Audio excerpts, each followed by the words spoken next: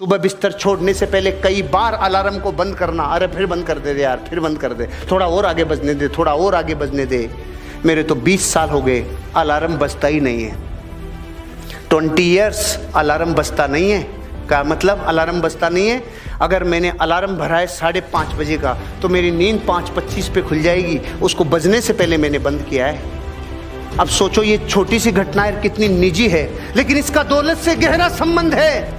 तो मैं आपको भी यही कह रहा हूं, सेल्स की दुनिया में एक चीज कॉमन है जो दुनिया में किसी भी जगह हो, चाहे भारत हो, चाहे अमेरिका हो, चाहे जापान हो, चाहे चाइना हो, वो लोग कभी जिंदगी में अपनी लाइफ में आलस नहीं करते, अपने आप को थोड़ा सा पेटेंट रखते हैं, अपने आप को किसी चीज के पीछे झांक के और पूरी ताकत से लगाते हैं।